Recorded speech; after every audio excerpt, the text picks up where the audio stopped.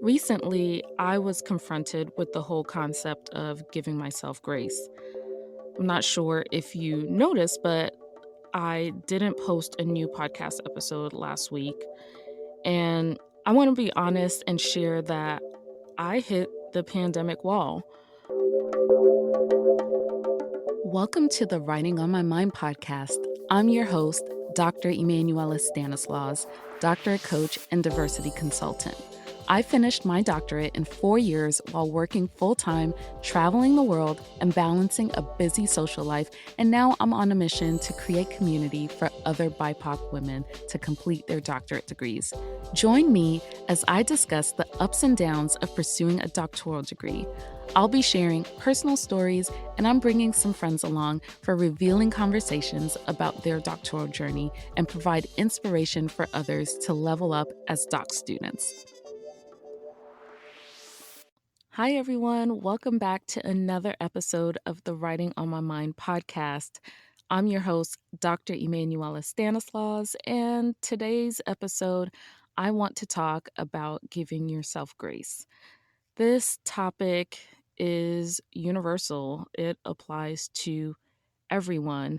And as a doctoral student, it is important to practice the act of giving yourself grace. You are under extreme and intense pressure, and depending where you are along the doctoral process, you may be reading, writing, engaging in research. You may be dissertating, teaching, submitting conference proposals or papers, or preparing for those conference presentations.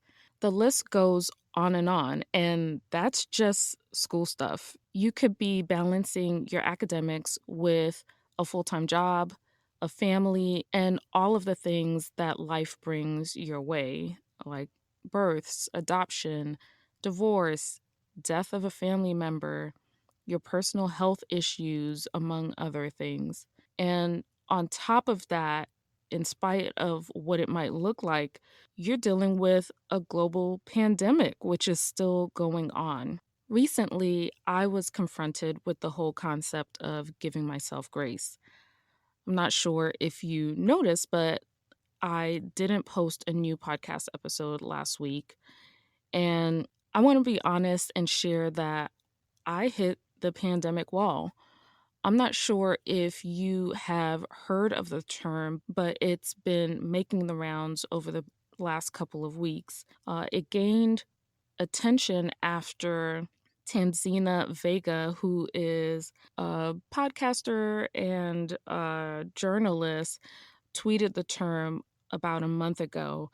In the tweet, she says, lots of people, including me, are hitting what I'm calling the pandemic wall this week. The burnout from working nonstop, no break from news, childcare, and isolation is hard. She basically went on to say that, what people are feeling and going through currently is different from pandemic fatigue. With the pandemic wall, she says that it's similar to burnout where you don't see an end in sight. And in my opinion, I feel like we've been going and going. We've been hustling. We've been staying at home to curb the spread of the COVID-19 virus. And we're staring at a year, some of us, of being at home. And because of this, we're exhausted, frustrated, and I think that some of us are just plain over it. I know I am. Personally, I have been thinking about things, especially since I will be celebrating a second birthday in the pandemic. And it's coming up, and it's a milestone birthday for me. Being at home is definitely not what I envisioned. For 2 years prior to this birthday, I have had a goal of traveling to Greece to celebrate. And on top of that, I wanted to take a trip for my graduation last year, which, didn't happen because of the pandemic and everything that we're dealing with these days. On top of other things, I really feel like I hit that pandemic wall that Tanzina talked about and wanted to talk about it here since some of you may be experiencing the same thing but may not have the language to explain what it is. We get a ton of messages that promote hustle and grind culture, which glorifies constantly working. It's super harmful.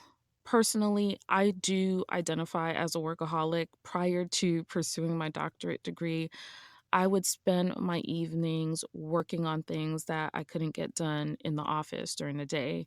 I'll also spend some of that time on my side hustle, which I didn't even realize until now that the side hustle term plays into the whole hustle culture. But either way, I've shared before that I'm a serial entrepreneur. Before my consulting company, Dr. Emmanuela Consulting, I was a wedding and event planner with my company, Precious Occasions, which I had for over 7 years. I've also had a travel blogging company, which I still have today and have been neglecting because of my shift of energy towards my consulting company and getting that off the ground. But, pursuing my doctorate meant that I reprioritized things to make sure that my after work hours were spent on school related activities versus my side hustles. Anyway, I say all that to say that I'm not new to the whole 5 p.m. to 9 p.m. work schedule of side hustlers. So, my story happened a couple of Sundays ago where I was getting prepared for bed, and it just hit me that I spent my whole weekend working.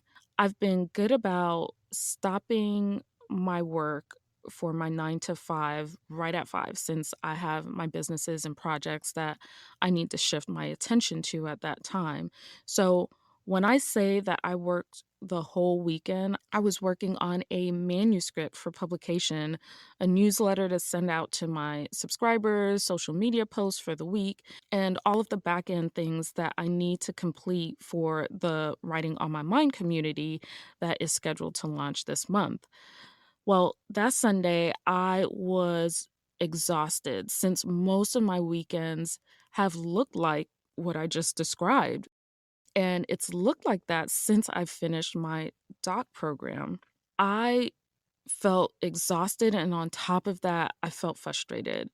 It's probably because I haven't had a break between school and jumping into my new venture. Additionally, I haven't been able to do one of the things that helps me to decompress and relax, which is travel. Because of how I was feeling, I started to think about some of the doctoral students out there who may be feeling the same ways, feeling unmotivated and or isolated from this experience. I'm still working my way over this pandemic wall, but wanted to jump on here and share some of the things that are currently helping me move forward. The first thing is I gave myself grace. It is not humanly possible to do all of the things, nor should we want to. I had to slow down since I really didn't feel motivated by anything. And I learned a long time ago that I'm not creative and don't have the best ideas and thoughts when I'm not rested. So I slowed down. I knew that I wasn't at my best. So I didn't post anything on social media or on the podcast. I actually recorded a different version of this podcast last week and never posted it. I gave myself permission to take a break and come back to recording it when I was feeling more inspired. And so here I am. And, I had to tell myself that it's okay. I'm not a machine and there's a lot going on, and we can't just move as if everything is normal. The second thing I did was leaned on my community. I was honest about how I was feeling. I actually picked up the phone and reached out to a couple of my friends. One in particular, I texted and said that I was feeling burned out and wanted to know if she had any advice for dealing with it. From her response, I was able to realize that I wasn't alone. She was actually feeling the same way. And that really helped me to know that I wasn't alone.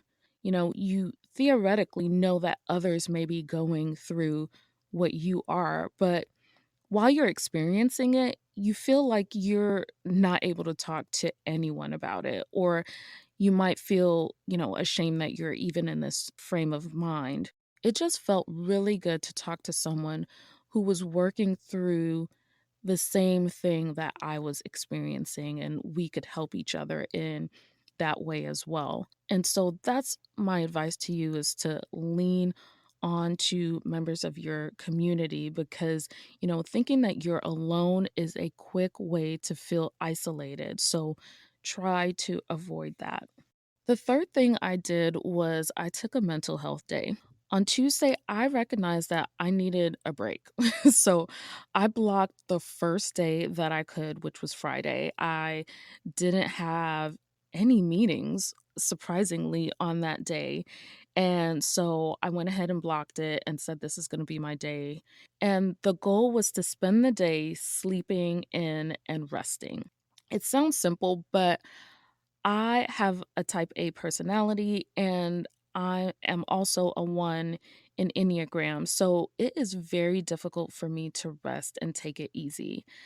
That's something that I am still working on. So uh, definitely giving my grace in that area. But anyway, I didn't have an opportunity to struggle with taking a break on my mental health day. And that was because my hubby slash partner, whose name is Mike, and I'm going to say his name from now on since we're family now, right? Anyway, so Mike knew that I was having a tough week. And maybe it was for that, or maybe it was like a early Valentine's Day. Either way, he planned a surprise afternoon of pampering for me on Friday. He scheduled a manicure, a pedicure, and a facial for me. And it was exactly what I needed. And if he hadn't done it, I probably wouldn't have done it for myself. And that act helped me to have a day that focused on me. And again, that was the goal. And so that made it super easy for me to do that.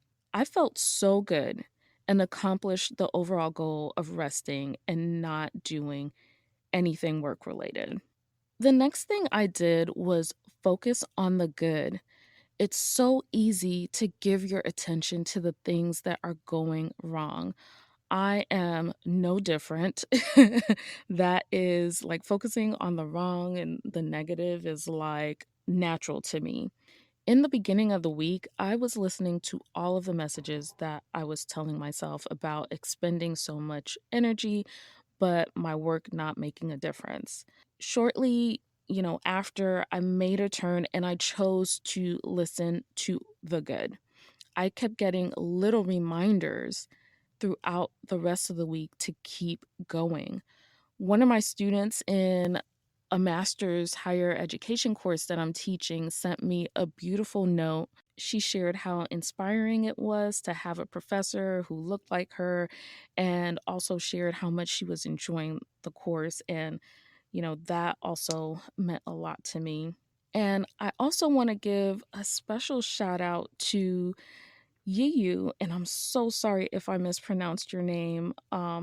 But she shared on Twitter that she listens to episode 9 when she feels emotionally exhausted, and that she just repeatedly, listens to that episode. And additionally, special shout out to you for sharing the podcast and also supporting through my PayPal.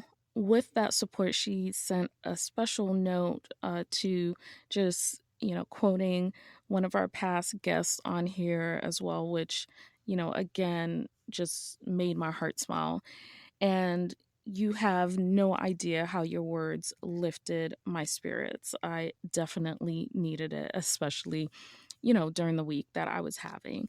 And if you all want to support, definitely click the support podcast link in the show notes, and you can send whatever you would like. Anything you would like, I'll go get coffee or tea with it or whatever the case might be. But I definitely appreciate when you all do that because it just lets me know that you value the show and, keeps me going. And then the last thing that I did to help me out was just enjoying what brings me joy. Just before recording this podcast, I was jamming to some 90s R&B. Anyone else love 90s R&B? I don't know. It's like classics. It brings me back to happy times, happy memories. And so I was losing my voice singing along with Mary J. Blige and Brandy, 112, Total, and Aaliyah. Like, yeah, I was just a kid all over again. And so for me, listening to that puts me in an automatic dance party zone and puts me in an amazing mood. And so, just doing that like really brought me joy. And so doing more of that, more music, more dancing, more 90s R&B, and another surprising thing that has lifted my spirits is being a plant mom. I am a new plant mom. I have 3 plants right now, and caring for them and watching them grow has made me so happy. I actually had no idea that I could feel that way from plants. I don't know. It's super surprising. And currently, I have 2 golden pothos and a snake plant, and I'm planning to get some more and adding to my collection, seeing and loving the positive benefits outside of how they beautify my home. So, I would definitely encourage you all to get into the plant life. And those were the things that I did on top of continuing to stay hydrated, taking my vitamins, and going out for some walks. I hope that these inspired you to give you some grace if you have hit the pandemic wall or if you're experiencing anything similar to that. If you haven't hit the pandemic wall, I want to encourage you to reach out to some of your strong friends, some of your introverted friends. They may be struggling in silence. Asking how they're doing may not get you anywhere. Just know that we are really good at masking how we're doing, and masking any struggles that we might be having. So, my advice to you is to offer to do something and to do it. Just actually doing the acts of kindness, whatever it may be. Maybe you drop off or deliver their favorite meal or dessert, or you send them some flowers or some of their favorite candy, whatever you think that they might appreciate. I think, it would go a long way. So, I want to shift a little bit to this segment that I want to try out, and it's called What's Up With Me. So, definitely let me know what you think, if you think I should keep it going or not. But in this segment, I'm hoping to share what I'm reading, what I'm telling myself, and something that made me smile in the past, couple of weeks since my last solo episode. So, let's get into it. So, what I'm reading. I'm reading a ton of transcripts and articles for a solo manuscript that is due next month and is totally stressing me out. But besides that, I just started reading Essentialism by Greg McEwen, I think that's how you pronounce his last name. The book is about cutting out the noise and drilling down to the most important tasks that you have to do in a given day. I'm not that far along in it, but what I've gained so far is the idea of focusing on the things that will yield the biggest result. As I said before, you can't do everything, and trying to do everything is a surefire way to get to burnout. And essentialism is the art of learning to say no to things that keep you busy and further away from your goal. it's related to what I'm currently dealing with right now that I shared earlier in this podcast. And I am looking forward to getting, some more tips to implement in my life. So I will leave a link in the show notes if you want to check out the book. I can't remember who recommended it to me, but it's been on my list for a really long time, and I'm currently listening to it as an audiobook. And so it's been good so far. Next thing is what I'm telling myself. And it's simple. I'm telling myself rest. So, any chance I get, I'm just trying to slow down. I'm trying to give myself permission to rest. Something that made me smile recently, the thing that comes to mind is this video that was making the rounds last week. And it was of a lawyer that showed up to a hearing on Zoom, but couldn't remove a cat filter that was like on his video. And so it was totally his whole face. So he looked like a cat, and the eyes were like responding to his eyes. I don't know. It was like the funniest thing that I've seen in a really long time. And, you know, when the lawyer with the cat filter, one of the funniest parts of it was he says, I'm here live. I'm not a cat." And I was just like, clearly you're not a cat. Oh my gosh, it was like so funny. So you'll have to Google that or something. It's a great comic relief. I've watched it at least 5 times and shared it with a bunch of folks too. So that's it for the news segment. Again, let me know if you think I should keep it or dump it. And that's the What's Up With Me segment. So that is it for now. You know, Hope you all have a great week. Hope you give yourself some grace and, prioritize yourself and rest. And I will see you on the next episode. Thank you for listening to another episode of the Writing on My Mind podcast. If you'd like to support the podcast, make sure you subscribe and rate the show on Apple Podcasts and spread the word to other women of color doctoral students to grow our community. Be sure to follow me on Instagram and Twitter at Dr. Emmanuela. And if you're looking for a group of real women of color doctoral students to help you accomplish your goals, join the Writing on My Mind community by visiting writingonmymindpodcast.com. See you on the next episode.